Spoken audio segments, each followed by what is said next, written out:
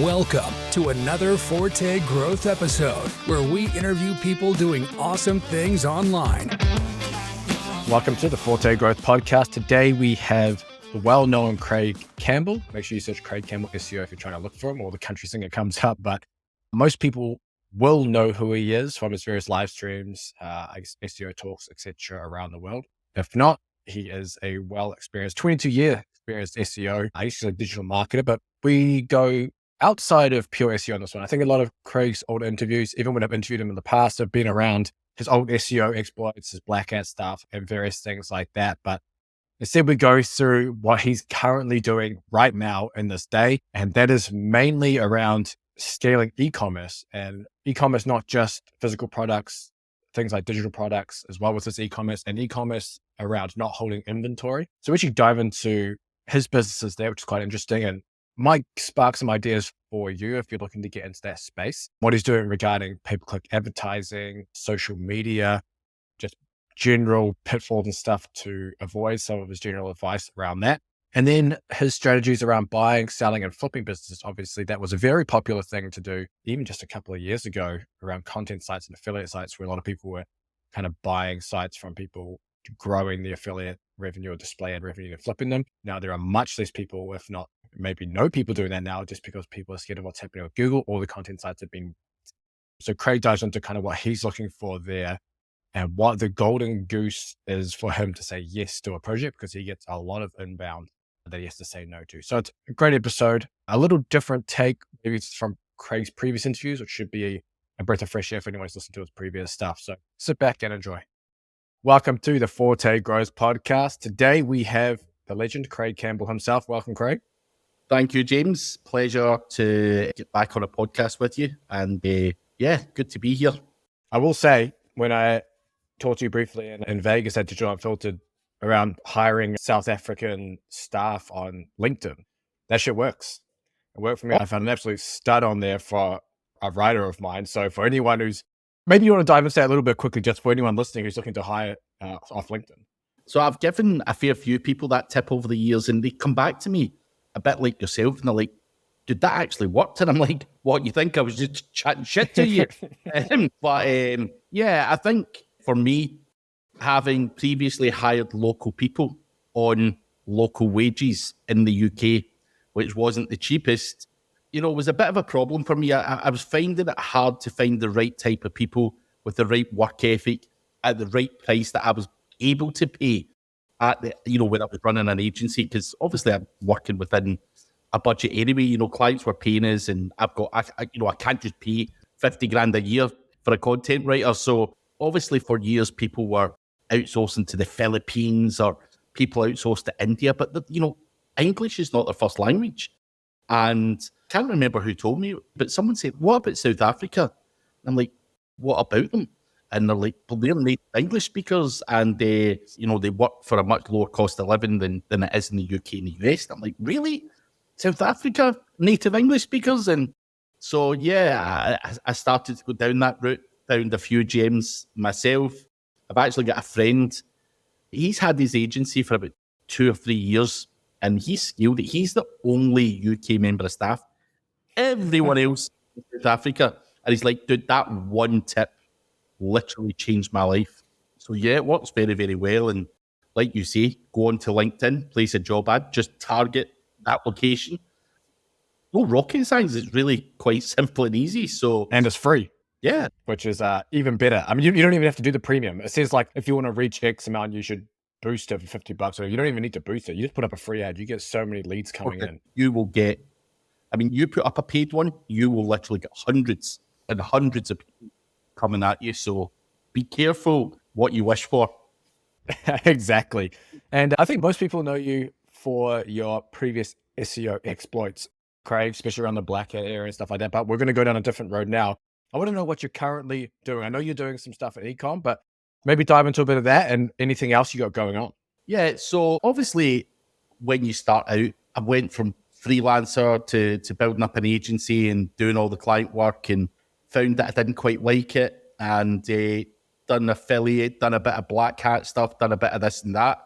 And it probably took me, 15 years of going through the the client work and learning, because like anyone, I didn't know shit about anything, making it up as I was going along and all that kind of stuff, and then decided to, probably in the last 5 years or so, in fact, that's a lie, 2015 was when I first started my first e-com type of business. And the reason for that actually was because a client said to me, I had a local dentist, and I've told this story a load of times, and he basically says to me, he phoned me up one day, never ever really spoke to me. He ranked for everything locally, he had like one practice, and then he ended up having like 5. And he was approached by someone to buy the whole lot off of him. So he basically sold up and retired at the age of 31. So he phones me up and he's like, dude, can I speak to you? So I went in to see him. And he's like, selling up and all that kind of stuff. He says, I'll put a good word in for you with the kind of new owners and all that stuff. And he says, Craig, you're a fucking stupid bastard. And I went, why? What the fuck's that supposed to mean? You should have your own product or something you can sell. He says, you've made me an absolute fortune. He says, and I feel bad because you've just been paid a pittance for it, essentially. And he says, you have to be doing shit for yourself. And something that guy said to me then triggered something in my head going, fuck this. Like, I hate clients. I hate people. Like, I need to turn what I'm doing on its head. And, building up a couple of e-com stores as I've now got was the way that I've done that. I had a few failures as well. So when that guy said that to me, I launched a whole bunch of different projects. One of them being an e-cigarette website, a women's clothing brand and stuff like that. And they didn't quite work out for one reason or another. The e-cigarette, I couldn't do paid ads or anything. So I was limited to only SEO, and there was other bits and bobs of red tape. It was just a pain in the ass. But I was lucky that one of the first websites I actually launched is the one that makes me the most money just now to this day. But yeah, I was experienced enough to be able to do it. Now, what I did have in my head at the time is I understood that links were an important part of SEO. I understood that content was an important part of SEO. How can I get that stuff cheap and cheerful? So with one of the e-com stores, even to this day, 63% of my traffic comes through affiliates. Why affiliates? Obviously, you're giving up some of the revenue, but of course, all of these affiliates are linking to my website by the buckloads. So they're all doing my link building for me. Now, even now, we all know that click-through rate or engagement or traffic on a website, you see popping in the rankings, a massive impact in the rankings. So getting a whole bunch of affiliates on board and giving up a percentage seemed like the most logical thing for me to do. I'm building a marketing team and paying them on the performance type thing rather than paying a local person, because I was messed around with a lot of staff. So I launched the e-com store and heavily leveraged affiliates, and I got off the ground very, very quickly. And then from there, I started to do bits of SEO, and I started to do some paid ads and, all the usual stuff, different sources of traffic. And I'm fortunate enough that the niche is relatively easy and it does well, and it has done. And that's given me the money to be able to invest in other businesses. Now, I've went out, what I like to do now is buy, scale, and flip website properties. Now, whether that's an affiliate website, whether it's e-com, whether it's drop shipping, who cares? That is the kind of thing that I like doing now, is trying to get something that I know has potential to grow further and add my experience into it, and then flip it on at a massive profit or keep a hold of it. A lot of people say to me, why don't you sell the websites that you've got now? I could sell them for a lot of money, but they're good cash flow for me as well, which allows me to continue to play the game. Yeah, I do well from that. Other e-com store I've currently got is, sadly, as an SEO, the biggest chunk of the traffic comes through paid. I got an opportunity where our business was bankrupt and the business was in distress, and again, it was kind of a niche market, and I just threw some pay-per-click at it. It had a big mailing list and so on and so forth. But on that particular website, I can spend $1,000 a day on Google and make 5. So Okay. Why wouldn't I do that? Again, I want to spend 1 and make it 7. I just don't think I can. I can spend 2 and I can make 10 and things like that. And I'm currently testing TikTok as a platform and various other traffic sources as well to kind of grow that particular website. So again, it's not all about SEO as such, it's just trying to use your business acumen as well and making money work for me. And I quite enjoy that as well. So yeah, that's a wee bit about some of the stuff that I'm currently doing. Nice. Yeah, that's a lot then. I think a lot of people are going down that road too of diversifying outside of Google, obviously with everything that's going on. But I want to touch quickly on the affiliate thing as well, because you obviously launched that. I guess you've probably got like a loyal following that would be happy to promote pretty much anything that you do affiliate wise as well. But I wanted to, how do you structure an affiliate program where you have potentially other affiliate programs that are offering quite high commissions? As an example, like there's a company I'm helping a little bit now, and in the niche, there's companies offering 60+% commissions for their damn products, and that, how do you convince an affiliate to come in and be like, oh, I'm only going to give you 40 or 50? So was that a problem for you, or did you have maybe a foothold on that market? No, so the niche that I'm in, and I don't want to give the niche away because I don't need all of you guys jumping in my fucking niche. Yeah, you'll get too many copycats. But the niche that I'm in really is fairly untapped. It's not crypto, it's not Forex, it's nothing crazy, relatively untapped. And the best thing I can say is it's a hobby for some people. So I was able to tap into something that people are passionate about, if you know what I mean. So the money was not the be all and end all. I wasn't going after big super affiliates or anything like that. I was going after hobbyists, and it worked well. The question you asked, I'm in other niches and I've tried to replicate the same success, and it's not as easy to get sheer volume of affiliates on board. Yes, I've got a loyal following. Yes, I can train people and educate them and, do tutorials and all that and get people on board and all that kind of stuff. But obviously money talks. If I'm only paying 40 and you've got, let's say, Palmer, for example, giving 60, then you're going to Palmer no matter fucking what. And no matter how much of a nice guy I am, you're going to Palmer. You've got family to feed. So money does talk. And I actually had a conversation with a friend of mine who has bought into a few different SaaS companies. And he's like, do you know what? He says, I've invested, X amount of money into some tools. He says, it's the fucking craziest thing to do. He says, I invest X and I'll get 10% of the company.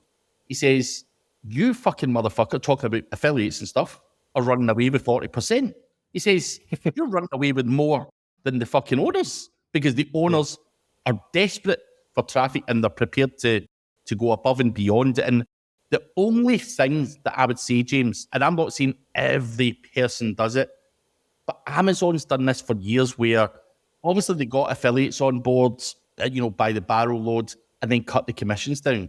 They don't need us anymore because they're that big. They treat affiliates like dog shit. And that is the same process for a lot of people. They're taking advantage of affiliates, using and abusing their traffic, and then put them into touch when the time's right. So as an affiliate, I think, you need to double down and make sure you understand your value and understand what you're bringing to the table, because people are desperate, absolutely desperate for traffic. And, I get people, can I be in your YouTube? Can you promote this? Can you promote that? People are just desperate for exposure and traffic, and I get it, but it's also got to be in the right terms. And, so as an affiliate guy, I'd be saying, take all you can get. Just be careful of cookie policies and people slashing commissions and all this kind of crap, because I've had that done to me a few times with a few different people, and it's very frustrating. Yeah, that's the dark side of affiliate marketing that not many people talk about, but people might be thinking the same thing now, I think, with people seeing that their affiliate sites being outranked by e-commerce stores and all sorts of stuff on Google. But getting into e-commerce is a pretty, I guess you could say, daunting task, especially when you start to think about sourcing products, fulfillment, shipping, sales tech. Like, there's just so much to go into it. So I'm assuming yours is a physical product there. Do you want to maybe dive into maybe how you got going on that journey? Did you run into any issues initially? And are there things now that, starting new sites that you can kind of just breeze through? So what people determine as e-com, it's an e-commerce website. Your digital products? I have one of the websites, it's a digital product. Other one is fulfilled by a dropshipper. Now, the reason that I failed when I mentioned earlier the women's clothing brand, that was physical. I had to hold the stock, and the returns on it were frightening, dude. frightening. Just because women like to buy 3 of the same thing and try them all on and send them all back. Now, the returns basically ate away all of the profit that I had because I'm trying to get volume and created an admin and, all of that kind of stuff. It just wasn't worthwhile. Now, other than that, I've done some other stuff and, the products are smashed to bits, with drop shippers and all that kind of stuff. So that's why one of the conclusions was a digital product, a digital download. And many people know what I do because I've showed people, casts and whatnot, but digital downloads, it doesn't get lost in the post. It's there instantly. It's all automated. There's no fucking hassle. And literally, there's like 0.01% of people come back trying to return. They just don't return anything with digital products. So that one's good.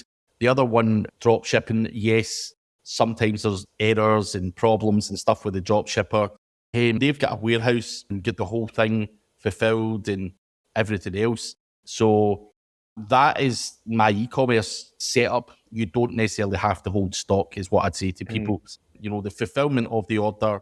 I've looked at furniture as well in the past, and I had someone go to me, Craig, we can fulfill the orders, but if anyone returns couch, for example, it gets returned to your house and you need to get it to us. And I'm like, how's this working? So you've got to make sure that the fulfillment ticks all of the boxes for you. Do you really want to be sitting and having to invest X amount of money into stock and all that? You don't have to just to get into e-com. Definitely not. As long as there's a margin there, then you can still do it relatively well. Yeah, I'm currently private labeling something. It's drop shipped, but one of the issues is stupid long fulfillment and shipping times. I don't know if you have that issue at all. How do you temper those expectations with customers? In the past, I have looked at ones, and obviously we all know, Alibaba, AliExpress, and all that. It's 3-4 weeks to get to the UK, on a good day. So that is problematic because people will just go to Amazon for someone who does hold the stock for the same item and get it next day. So, I think there's a massive, massive problem if you're going to go down that route and the delivery times are taking ages. I hate nothing more than buying something that takes 3 or 4 weeks to come. I hate it. It happens to me for items from America. Anything I buy from America, it comes through customs, and it takes me about 2 weeks to get something from America. So I think you need to look to the digital download isn't a problem. That's not a problem. But the drop ship, the other one where we have a drop shipper fulfill the stuff, that is a UK based operation. It's not some, ropey thing from overseas. I just think that's too important. I'm not saying, listen, I've got friends here who do have businesses and they do get their stuff from overseas. There are, I think it's usadrop.com. Someone had done a video for probably about a year ago. And what they do is they basically are a middle ground. So they're targeting the USA. You need to put in a minimum of £100,000 and they will hold the stock for you.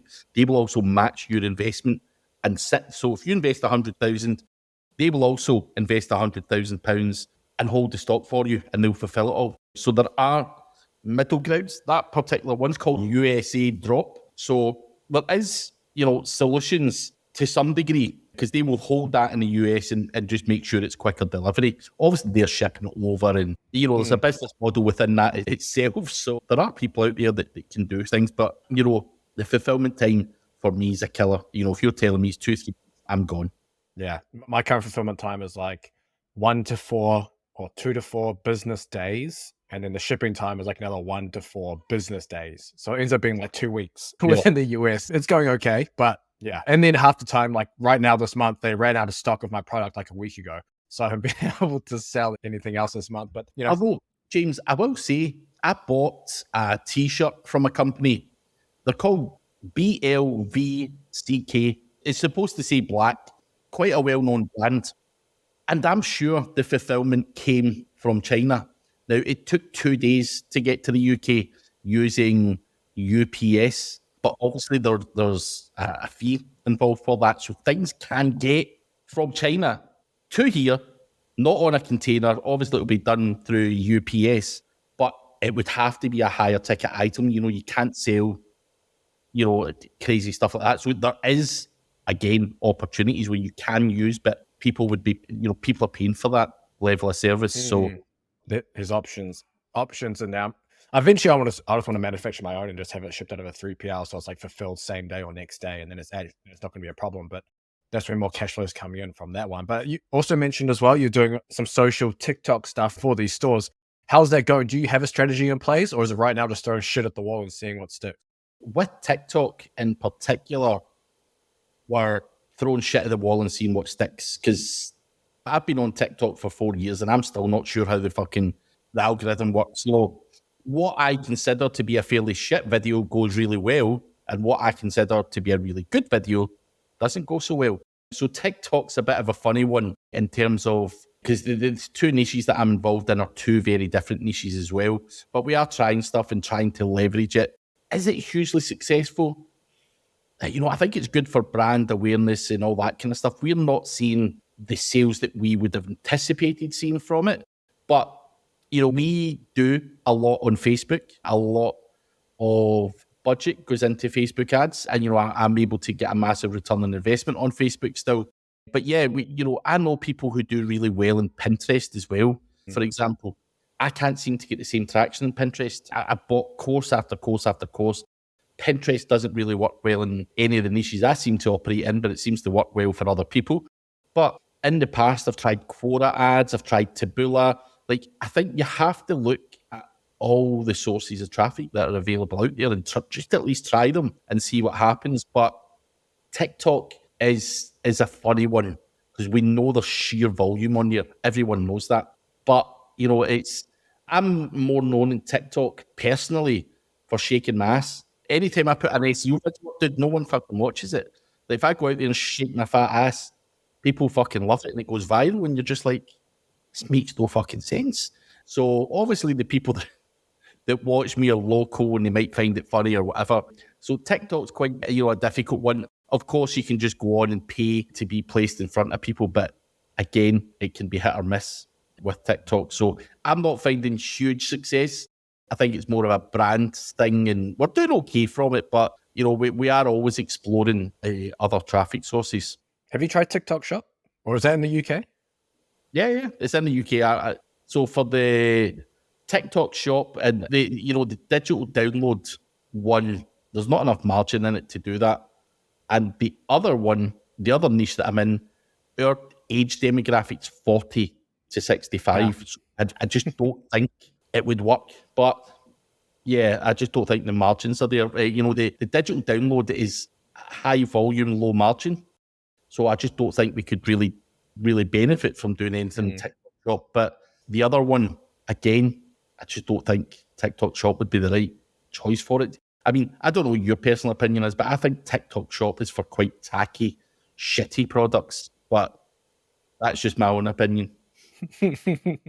For the Gen Zers who are buying things on there as well. But with your pay-per-click strategy as well, because obviously you mentioned Google and Facebook are your two, I guess, main paid traffic channels.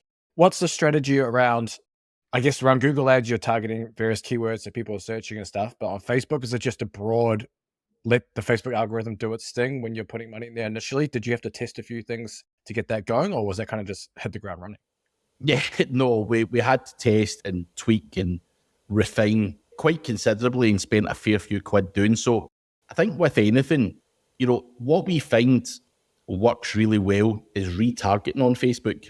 So someone hits your website, you can just retarget the shit out of them, follow them around the internet, and they will eventually buy because they're a warm lead.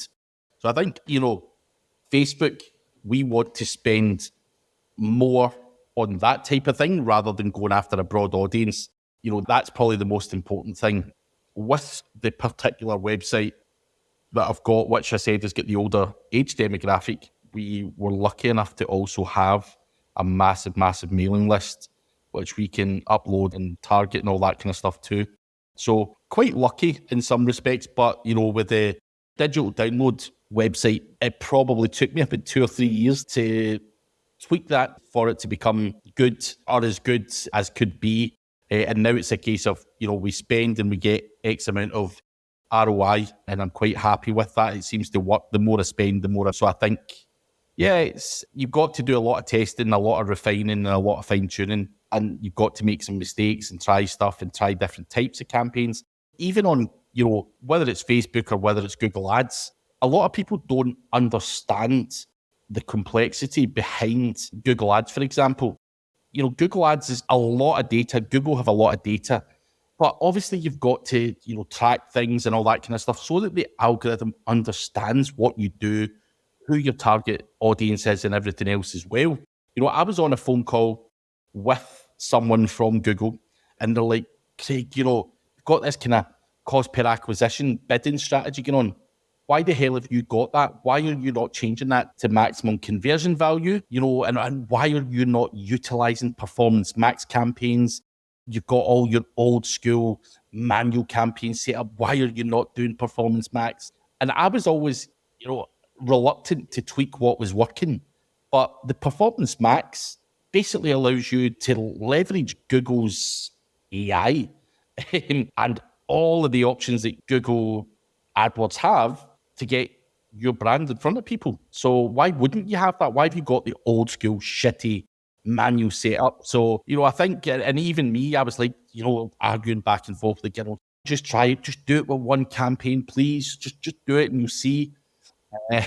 So again, you have to be open and embrace those changes. And I was pig-headed for a number of years on that stuff. I'm like, I make X, I spend X, I make X. No one's fucking touching a thing. And at the time, people understand that kind of mindset. They're like, yeah, I get it, But again, was I hampering my ability to make more money? The answer is yes. So, I think both Facebook, Google, and everything else, they've got enough data now, and they can really drop you on the right type of audience. So you can pay to play using their algorithm. What is testing for you regarding these ads, and what is your process for testing in the initial stages? So process is very basic. Like, we will try. Listen, we try different ads, not the title, like just a bit of copy somehow gives us a much better performance. And you're like, I can't fucking understand this. So why does one ad perform better than another based on, the little snippet of text it shows? So it's very, very hard to kind of understand everything or test everything because there's so many little things that can make a massive difference. But, we try and test new different ads. We try separate campaigns. We do a lot of A/B testing and try and come up with as close to the right answers as we possibly can. But even with ads now, I'll give you an example. We tried TikTok ads halfway through February, and we had one of the TikTok ad people come on the phone after it to look at the campaign. And they were like, yeah, people don't like, because we had across the video that was on there an offer code so that we could track what was actually coming from TikTok. So we weren't sure how well it was tracked. So we're like, you have to put in this coupon code. She's like, nah, that's garbage. Why would you test this and test that? And we're like, we're not trying to test anything. We're just trying to figure out who comes from TikTok. But again, you've got to try different approaches, different images, different videos, whatever you're doing, you have to try and test different things. Whether that be, I don't want to give the niche away, but we also had a whole bunch of videos that we wanted to push around using Google Ads as well, and Facebook and all that kind of stuff. And we tried different, a woman, a young woman, a young guy, an older woman, older guy, and all this kind of stuff. So we will go down to, trying different people based on their gender and everything else, just to see what performs better. And that was on the website where it's an older demographic. Now, do they want to see a younger person, with that product or whatever? Or would they relate better to an older person? So even things like that, we're trying to test to see what we get a better response from. And again, you've just got to throw shit out there, test stuff, try different copy. There's only so much you can test, let's be honest. But, I think it's how, the way I look at it is, how are you going to capture my attention straight away? Is that through imagery? Is it through a video? Is it something that's said? Whatever it might be, what captures my attention? And that's where you need to be creative and test different stuff and see what gets a better reaction. And it's like I said on TikTok and stuff as well, I'm still not sure how some of the videos get a great great traction and how others don't. But again, you've just got to keep trying and trying and trying and trying so that you can understand what your audience likes to see. And the same goes with ads. You've just got to keep trying. And if something works, double down on it, throw more money at it. But, with one of the older demographic website, the graphics and imagery that are on the ads are probably 3 years old or were 3 years old. And we were talking about should we change them? Should we update them? And, some people were like, nah, it's worked, it worked well last year and it's worked well the year before. Keep it. But I think, again, with that stupid attitude that I had, some people say if it's not broke, don't fix it. But I still think you have to continually test new innovative ways to increase the engagement, the click-through rate, and obviously the amount of purchases that happen. And it could just be a subtle little thing, a cool colour, whatever it might be. You've just got to try. And you waste a lot of money on it. But yeah, there's no right to say, how do you do testing? But yeah, that's kind of how I do it. Some people say, Craig, you're wild testing, all sorts of stuff. Now, do we track and look at all the data? Yes, we do. We kind of know what works. But sometimes I think with anything in life, whether it's, speaking on stage at an SEO conference or doing a Google ad, you need to stand out from the crowd because there's a million other ads saying the same bland bullshit. You've got to capture that attention. So however that may be is up to you. Everyone's got a different opinion on it.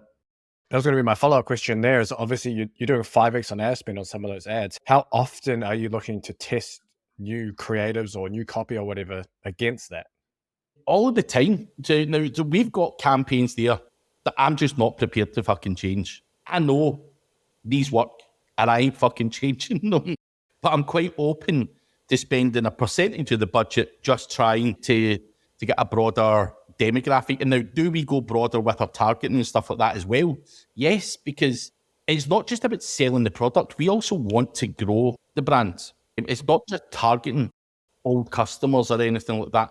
We want people to sign up, join the newsletter and all of that kind of stuff as well. So you have to kind of test and be slightly looser with certain keywords, and whether that's opening out to broader match, broader demographic, whatever it might be, that's something that we always do. So we do spend a percentage on campaigns that we are probably in our head prepared to fail on, just what else we can squeeze out of it. And the same goes for Facebook. We try different stuff. We've got campaigns we know works well and they work all year round very, very well, but we like to try and spend X amount just trying different stuff. Nice. You also mentioned about you like to buy, sell, flip, and I know that's been one of your strategies for a long time, but I think a lot of people have kind of stopped doing it, or at least, reduced their buying and selling and flipping just with the recent changes with Google. People are seeing traffic absolutely get destroyed on a lot of content sites and affiliate sites. You sound like you're still going pretty strong on trying to do this stuff. So has your acquisition strategy changed at all and what you're looking for regarding content, affiliate, or e-commerce sites? Yeah, it's definitely changed. I think, let's say 5 years ago, I'd be quite happy to take a punt on something that was Amazon affiliate or whatever as well. And then I think it was in December, might have been December, either December 2019 or December 2020. I think it might have been 2020 actually, where they cut the commission again. And I'm like, this is just not profitable for me, in terms of what I was spending on the website and the money I was making back from the website. Just the commission was far too low for the niche that I was in. So I, at that point, sold all of my Amazon affiliate websites and I've never returned to that type of monetization. Yes, you're right. People are scared now. There's that many updates out. People are seeing websites tanking. It's not always about Amazon affiliate. The other revenue streams such as display ads, a lot of people had amazing informational websites and they monetized it through the display ads through Ezoic or whatever. And that worked very, very well. But again, with that helpful content update last year, or when it started rolling out in 2022, and then last year there was several parts of that, it basically slammed websites into the ground again. I see a lot of people stepping away from that type of website as well. So when I say I buy and sell websites, I bought a lot more. There was a lot more volume back in the day because you had limit, whatever of unlimited opportunities out there, I wouldn't touch an Amazon website. I wouldn't touch a display ad website at the moment, just the way that they're all getting slapped. And it's why I'm kind of sticking more towards e-com. I think that's a much more stable bet. As much as I think I know what I'm doing when it comes to SEO, how the fuck am I going to grow and scale somebody's burnt out Amazon affiliate website? There's just not enough meat left in the table, so I think more and more people are becoming aware of that as well and stepping away from that. And in turn, you're seeing a lot of people dipping away. And there's people I follow who do similar to me. And, I've seen people, they're buying up link agencies, they're buying up SaaS tools, they're investing in different inventory. It's still a digital asset. And you can still buy a SaaS tool and take it from 10K a month to 50K a month and then sell it. Still the same game, but what are you buying? So obviously for a number of years there, I've been looking at distressed businesses or people who I think are quite poor or naive when it comes to digital marketing. That's the kind of opportunity I want from an e-com perspective. But people are just, digital asset's a digital asset, whether it's a SaaS product, whether it's whatever else, they're investing in it and they have to be able to get that return on investment. And I think so people are becoming broader with what they're prepared to buy now, whereas 5 years ago it was all just I bought another Amazon website because it was easy and you could flip and scale them quite quickly as well. So but obviously, with AI and everything coming out as well, and yeah, it's put a different spin on things massively over the last couple of years. Oh, for sure. Or where are you finding these distressed opportunities, or how many or are they coming to you, and how many opportunities are you actually getting a year? And then how are you even deciding which ones to take? Because I'm assuming if you get quite a bit of inbound, or even if you're finding quite a few, you can't say yes to all of them. Yeah, so that's a big problem. I get more opportunities than I have the money to deal with. So I can only invest in so much. And obviously, one, you've got to put cash in. Secondly, it's the time. And I've been probably in the last couple of years, probably fucking greedy. I've taken on more opportunities than I could physically deal with. And some of those opportunities have resulted in failure. So the thing for me going forward is trimming away all of the bullshit. And, if there's opportunities out there, I'll pass them on to friends or whatever. I was actually going to sell those opportunities via a marketplace, but I'm parking that for now. I just don't have the time to manage all of that. So one thing is I'm time poor and I can't take advantage of all the opportunities. And I don't, I've got a small team that work with me who, are all good, but I don't have, an office with 100 people in it where I can, scale, and I don't want to have that either. So it's about picking the right opportunities and being prepared to say no to probably 9 out of the 10 opportunities that come my way. I have to say no, but it gives me the ability to see what's on the market and, kind of handpick the kind of good stuff. And I'm in a fortunate position at the moment where people come to me with those opportunities. So that's where I find them. A lot of people just rock up. Hey, man, are you interested in getting involved? And you're like, fuck. So yeah, I'm fortunate that they come to me in a lot of cases. What's the golden goose that makes you say yes then?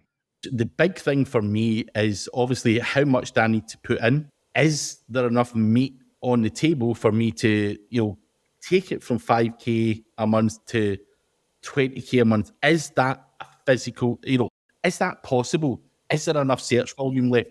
Why is this being sold? And that's why I look at distressed businesses. They've run out of cash or they've wasted their money in something else or whatever it might be. So for me, there has to be enough meat on the table. There has to be shit SEO in place. I've got to look at that and go, what the fuck is went on here? Whether that's, a really bad content strategy or whether it's just someone's done amazing content and just not done the backlink side of things properly. These are the kind of things where I'll go, right, I can see how this is fixed. And as long as the figures add up, then why not?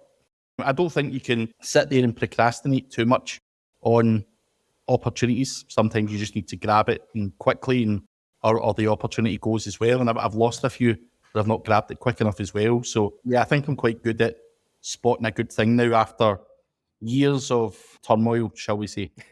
Years of spotting the wrong thing. Exactly, dude. I've had some relative success in probably the last 7-8 years, but I've been in this industry for 22. I had 15 years of fucking pain and misery and not having a pot to piss in. So yeah. No, fair enough. I know you got to call in a little bit, Craig. So we'll end this one here, but where can people find you and follow you and keep up with what you're doing? On craigcampbellseo.com, that's my website, but you probably find me on social media. Just look for Craig Campbell SEO. Hit me up in social media or jump over to my YouTube channel and you'll see me doing live Q&As with Palmer and various other people on there. So yeah, any of those places. Yeah, because if you search just Craig Campbell, I think it's the country singer, right? Is it a country singer or someone comes up? That's an ongoing battle, yes. There's a country singer and there's also a Canadian comedian. So if you Google Craig Campbell actor, I've got a knowledge panel for that. That's a whole nother fucking story, the whole acting thing. But the job now is I'm fucking wanting to knock that country singer off his perch. And dude, it's so hard because he's very, very famous. He's very, very well known. So I want to be number one for my own fucking name, which is a very common name. Granted, you know, there's probably a million Craig Campbells, but I've not been fortunate to have a DeLacy type surname, which is probably a little bit less common than mine. But very, very rare. So yeah, that's the next big battle, dude. That's what I want to do before I finish up is beat that fucking country singer. Nice. Perfect, Craig. I appreciate you coming on and sharing everything, and we'll link all that in the description for everyone to listen to. But cheers. Top man.